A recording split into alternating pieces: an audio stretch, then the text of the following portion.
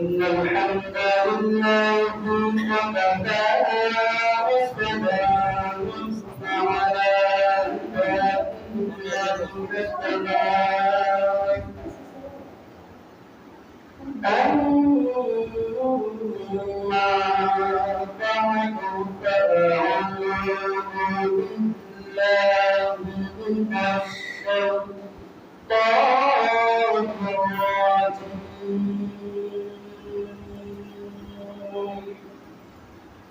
بسم الله الرحمن الرحيم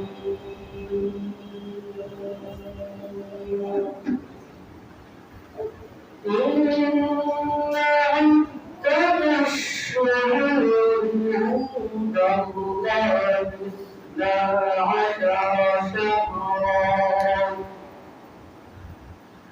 12 شهرا في كتاب الله يوم خلق السماوات والأرض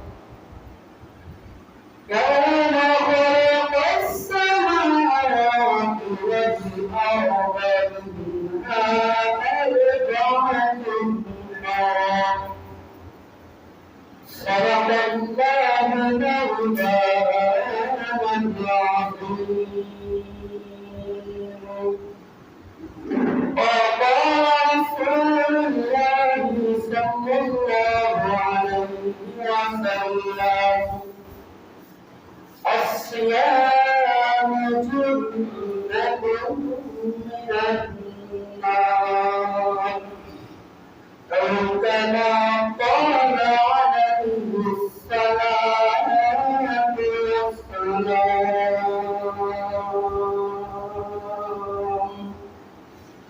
والإسلام شقق شمال তার ইতিহাসে খুঁজি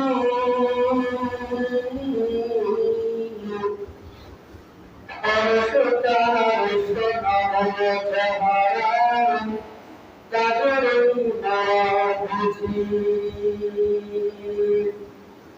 অরবে পৃথিবী করত শাসন তার বাবা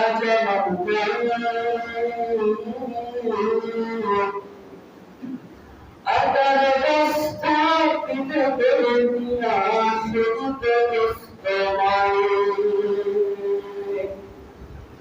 حياة فتن شرط مدبرة دور شمتا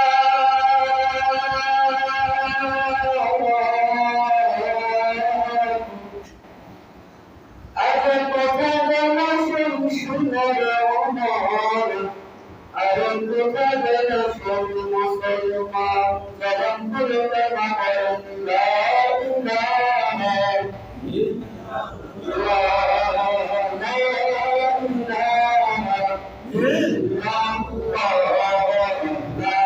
إله إلا الله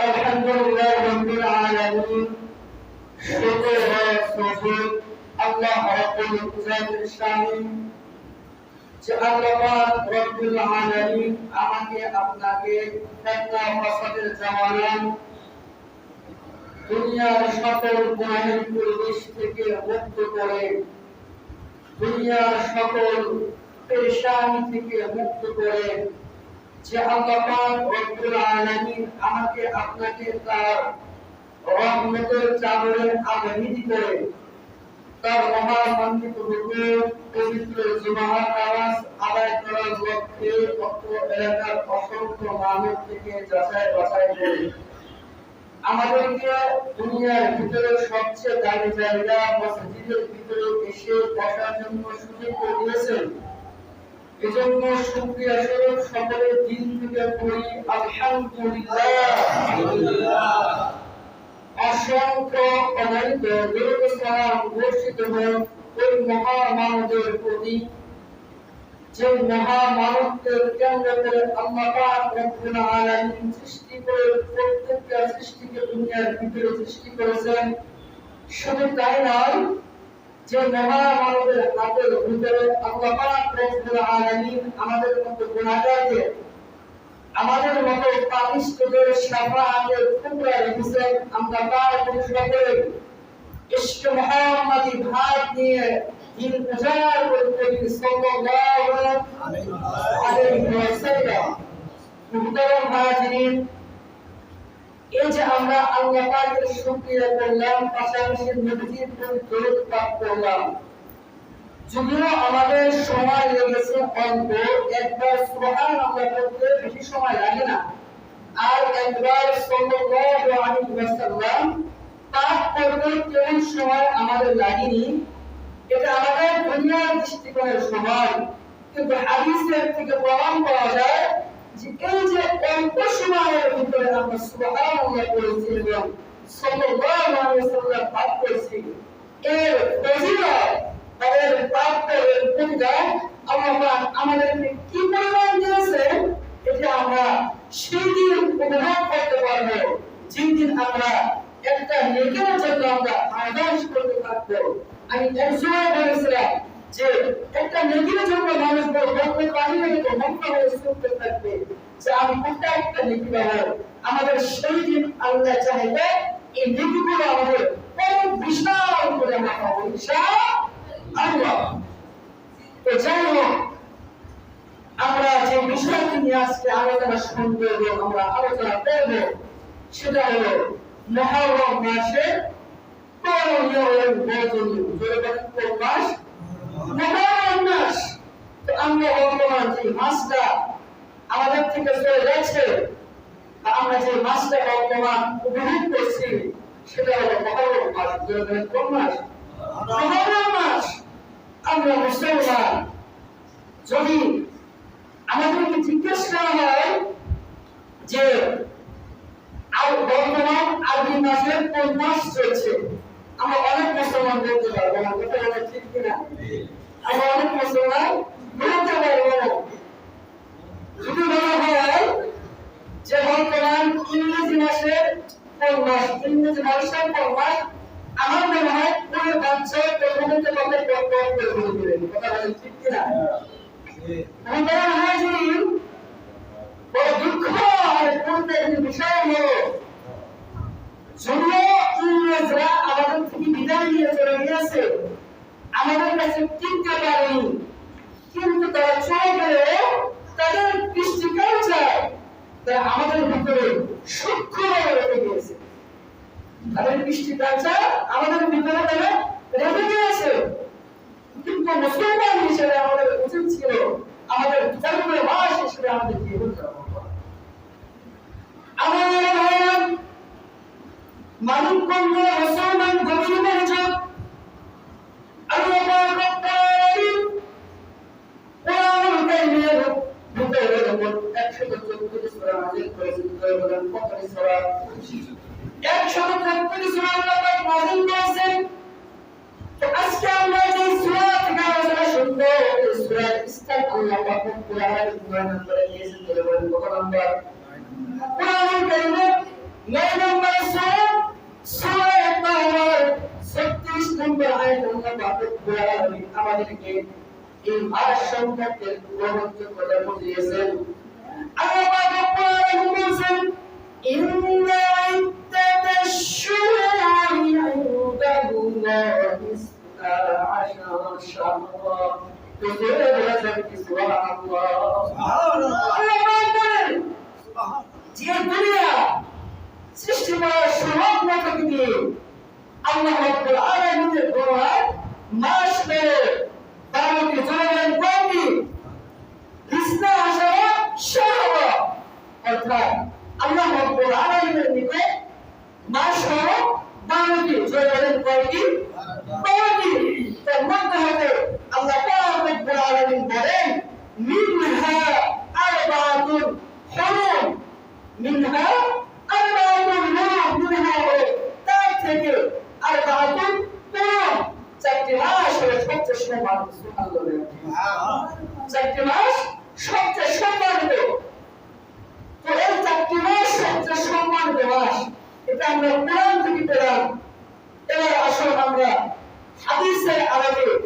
এই চারটা মাস এটা আমরা জানবো ইনশাআল্লাহ আমার নবী মুহাম্মদ আল্লাহ নবী সাল্লাল্লাহু আলাইহি ওয়াসাল্লাম এই চারটা মাসের কথা বুখারী 3157 নম্বর হাদিস নম্বর হাদিস সহিহ বুখারী 3157 নম্বর হাদিসের ভিতরে এই চারটা মাস সম্পর্কে আল্লাহ নবী সাল্লাল্লাহু আলাইহি ওয়াসাল্লাম আমাদেরকে স্পষ্ট বুঝিয়ে গেলেন যে এই চারটা মাস হলো তিনটা মাস লাগাতার তিনটা মাস ধারাবাহিক করতে বুঝতেছেন আপনারা যে চারটা মাস সবচেয়ে সম্মানিত এই সম্মানিত মাস সমূহের ভিতরে ধারাবাহিক হলো চারটা মাস ধরেন কয়টি মাস চারটি মাস এই চারটি মাসের মধ্যে ধারাবাহিক হলো জিলকদ একটা হলো কোন মাস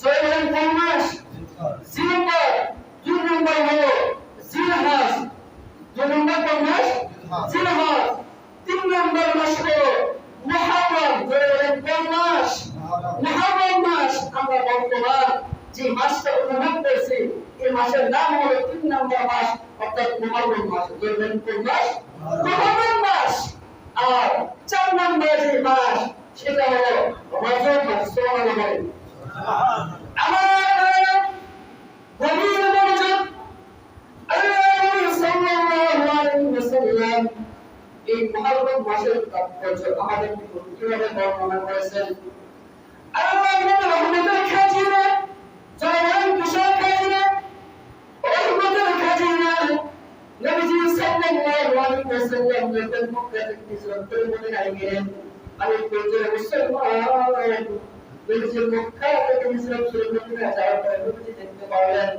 এই মদিনার মানুষেরা নির্দিষ্ট একটা দিনের কেবলমাত্র শুধুমাত্র একটা রোজা রাখতে জোর বলেন কয়টা রোজা আল্লাহ নবী দেখতে পারলেন যে মদিনার মানুষেরা 10 মুহররম কেবলমাত্র শুধুমাত্র একটা রোজা রাখে আল্লাহ নবী সাল্লাল্লাহু আলাইহি ওয়াসাল্লাম তাদেরকে জিজ্ঞেস করলেন ও চাচা অথবা রাসূল পাক আদেশ অনুযায়ী তাদেরকে জিজ্ঞেস করলেন ও মদিনার মানুষেরা তোমরা যে এই একটা দিন অর্থাৎ 10 মুহররম রোজা রাখো এর কারণ কি আমার গভীর মনোযোগ আল্লাহ নবী রহমতের খাজিনা মদিনার মানুষদেরকে জিজ্ঞেস করলেন ও মদিনার মানুষেরা তোমরা যে একটা দিন রোজা রাখো এই রোজা রাখার কারণ কি আমার নবী বন্ধুরা মুসলমান মদিনার লোকেরা আল্লাহ নবী সাল্লাল্লাহু আলাইহি ওয়াসাল্লামকে উত্তর দিলেন ও মুহাম্মদ আমরা এই একটা দিন রোজা রাখার কারণ হলো এই একটা দিন আমরা রোজা রাখার জন্য আমাদের নবী হযরত মুসা আলাইহিস সালামকে আল্লাহ পাক রব্বুল আলামিন ফিরাউনের কবল থেকে 10 মুহররম মুক্তি দান করেছিলেন সুবহানাল্লাহ নবীরা বলেন আমরা এই একটা দিন রোজা রাখার কারণ হলো যে আমাদের পয়গম্বর হযরত মুসা আলাইহিস সালাম এবং তার জাতিকে আল্লাহ পাক রব্বুল আলামিন ফিরাউনের কবল থেকে এই 10 মুহররম মুক্তি দান করেছিলেন এর সূত্র হিসেবে পয়গম্বর মুসা আলাইহিস সালাম একটা রোজা রেখেছিলেন সেটাই বলেছে পরম্পরায় আমরা একটা রোজা রেখেছি আমার ভাইরা এবার আল্লাহর রহমতের খাজিনা সাহাবায়ে কেরাম বলেন এবং মক্কার মানুষদেরকে বললেন যে তোমরা মুসার শুকরিয়া, মুসার কৃতজ্ঞতা স্বরূপ আল্লাহ পাক মুসা নবীকে মুক্তি দান করেছেন, এর শুকরিয়া স্বরূপ তোমরা একটা রোজা রাখলে তাহলে তোমরা শুনে নাও, তোমাদের চেয়ে আমি মুসা নবীর ব্যাপারে সবচেয়ে বেশি কথা শুনলাম। আমার ভাইরা গভীর মনোযোগ, আল্লাহ নবী সাল্লাল্লাহু আলাইহি ওয়াসাল্লাম সাহাবায়ে বললেন যে তাদের থেকে মুসার ব্যাপারে আমি সবচেয়ে বেশি ভক্তা। কেন? মুসা আল্লাহর নবী, আমিও আল্লাহর নবী। তারা যদি তাদের পয়গম্বরকে অনুসরণ করতে গিয়ে একটা রোজা রাখে তাহলে আমি নবী হিসেবে নবীর প্রতি আমার সবচেয়ে বেশি ভক্তা। আমার ভাইরা, এই যে বর্তমান আমাদের মধ্যে একটা আন্দোলন শুরু হয়ে গিয়েছে, যে কোন আন্দোলন, ভিত্তিক একটা আন্দোলন, তাদের দাবি কি যে মুক্তিযুদ্ধ ভিত্তিক, যারা মুক্তিযুদ্ধ করেছে, যারা মুক্তিযুদ্ধে অংশগ্রহণ করেছিল তাদেরকে সর্বদা আছে অগ্রাধিকার দেওয়া। এরকম একটা আন্দোলন আমাদের মধ্যে কি হয়েছে বর্তমান আমরা অনুভব করছি। যে কেন? যে আমরা দেশকে স্বাধীন করেছি, এই দেশের সুবিধা সবচেয়ে বেশি আমরা ভোগ করবো। দেখেন যে আমরা স্বাধীন করেছি এবং এর সুবিধা আমরা ভোগ করবো, আমাদের সবচেয়ে বেশি হয়। আমার ভাইরা, এরকম পয়গম্বর মুসা আলাইহিস সালাম সম্পর্কে নবী হিসাবে আমাদের রাসূলের সবচেয়ে বেশি হক রয়েছে। এজন্য রহমতের খাজিনা বলবেন যে ও মুমিনের মানুষেরা, তাহলে তোমরা শুনে নাও যে মুসা নবীর ব্যাপারে তোমাদের চেয়ে আমি বেশি হকদার। তোমরা যেহেতু একটা রোজা রাখো, ইনশাআল্লাহ সুম্মা ইনশাআল্লাহ আমি যদি আল্লাহ পাক আমাকে আগামী বছর পর্যন্ত হায়াত দান করে থাকে, হায়াত দিয়ে থাকে, তাহলে আমি আগামী বছর থেকে দুইটা রোজা রাখবো। কয়টা রোজা? দুইটা রোজা রাখবো। এই যে আমরা মুহররম মাস আসলে দুইটা রোজা রাখি, এটা আমরা রাসূলের সেই ঘটনা থেকেই পেয়েছি। সুবহানাল্লাহ। আমার ভাইরা, এবারে এই দুইটা রোজা আমরা কোন দিন রাখবো? এই দুইটা রোজা আমরা কোন দিন রাখবো এটাও আমাদের ইচ্ছা অনুযায়ী নয়। আল্লাহ রহমতের খাজানা বলে দিয়েছেন যে এই দুইটা রোজার সবচেয়ে উত্তম সময় হলো মুহররমের 9 এবং 10 তারিখ। চলবেন কত তারিখ? উত্তম সময় হলো মুহররমের 9 এবং 10 তারিখ। আল্লাহ নবী সাল্লাল্লাহু আলাইহি ওয়াসাল্লাম এই দুই দিনে রোজা রাখতে উদ্বুদ্ধ করেছেন। এরা প্রশ্ন থাকতে পারে, হুজুর তাহলে আমরা শুনে আসছি যে মুহররমের 9, 10 অথবা 10, 11 আমরা এরকম জানি কিনা? তোমরা বলেন। এটাও ঠিক, তবে উত্তম হলো রাসূল বলেছেন যে 9 এবং 10 তারিখ রোজা রাখা। কেউ যদি মানে কারণ নষ্ট না রাখতে পারে 9, 10, তাহলে সে 10 এবং 11 তারিখ রাখবে। যেগুলো কোন তারিখ রাখবে? 10 এবং 11 তারিখ রাখবে। এবার আসেন যে এই রোজার ফজিলত কি? আমরা যে রোজা রাখবো, আমরা যে আমাদের আত্মাকে আমরা চিন্তা পরিশুদ্ধ করবো, এই ফজিলত আমরা কি পাবো? আল্লাহ নবী সাল্লাল্লাহু আলাইহি ওয়াসাল্লাম এই মুহররমের বেশন করতে বলেছেন। কেউ যদি মুহররমের দুইটা রোজা রাখেন, চলেন কয়টা রোজা? জোরে বলেন না। দুইটা রোজা রাখে আল্লাহ পাক রব্বুল আলামিন তাও পূর্বে এক বছর সওয়ালা গুনাহগুলো কি করবেন? মাফ করে দেবেন। সুবহানাল্লাহ। আমার মনে হয় তাদের কোনো বুঝতে পারলাম না যে আমরা গুনাহ করি না। আমরা সবাই গুনাহ করি, এটা কোনো চিন্তা না। আমরা সবাই গুনাহ করি। তো আমরা যদি এই মুহররম মাসে রোজা রাখি, আল্লাহ পাক আমাদের এক বছরের গুনাহগুলো মাফ করে দিবেন। এবং আল্লাহ নবী বলেছেন যে এই মুহররম মাসে অত্যন্ত ফজিলত রয়েছে, কিন্তু এই মুহররম মাসে তাহিয়ার সম্পর্কে আল্লাহ নবী আমাদেরকে বেশি বেশি ইস্তিগফার করতে বলেছেন এবং বেশি বেশি আল্লাহর কাছে মাফ চাইতে বলেছেন। কিন্তু আফসোস, আজকে আমরা এই মুহররমকে কেন্দ্র করে হযরত সিদ্দিকরা ইসলামের সকলকে কেন্দ্র করে একদল সমাজের মধ্যে কুসংস্কার অর্থাৎ বিভ্রান্তিমূলক কার্যক্রম আমাদের সমাজের মধ্যে আমরা চালু করে দিয়েছি। কথা বলে ঠিক না? আমরা কি বলি যে মুহররম মাসে এই মুহররমের 10 তারিখে আমরা বিভিন্ন রকম নানান কুসংস্কার আমাদের সমাজের মধ্যে চলে।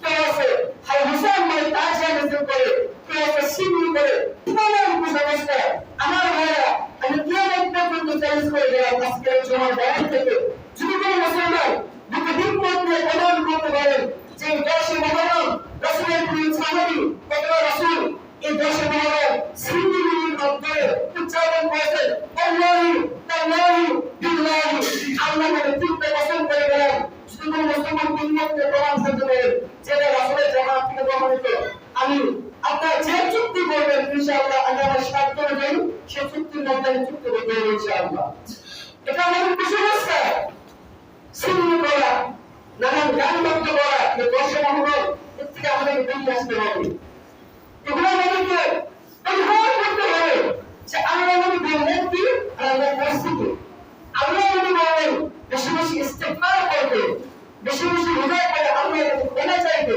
আর আমরা কি করলাম গান বন্ধের মাধ্যমে সিনেমা শুনবার মাধ্যমে আমরা 10 মুহররমকে পালন করি না এটা আমাদের আগে উচিত নয় আমাদের ব্যক্তি বিভক্ত হতে হবে আমাদের ব্যক্তি বুঝে থাকতে হবে তো চাই হোক আজকে আমি যে কথাটা আপনাদের বুঝাতে চাইলাম যে মুহররম মাস আমাদের কাছে অত্যন্ত আহমিয়ত মাস আমাদের কাছে অত্যন্ত সম্মানিত একটা মাস আমরা যদি মানে মুসলমান যদি নিজেকে আল্লাহর কাছে সম্মানিত করতে চাই যদি নিজেকে আল্লাহর কাছে তামিল করতে চাই তাহলে আমাদেরকে ওইরকম কিছু কার্যকলাপ করতে হবে যে কাজের মাধ্যমে আমরা আল্লাহর কাছে ধার্মিক হতে পারবো ইনশাআল্লাহ পাওয়া যাবে না ইনশাআল্লাহ এবার আসুন যে বর্তমান ইংরেজি মাস অনুযায়ী এই মুহররম ১৩ তারিখে রোজা রাখবো ১৩ তারিখে আমরা মুহররমের রোজা রাখবো আরবি মাসে ৯ এবং ১০ তারিখ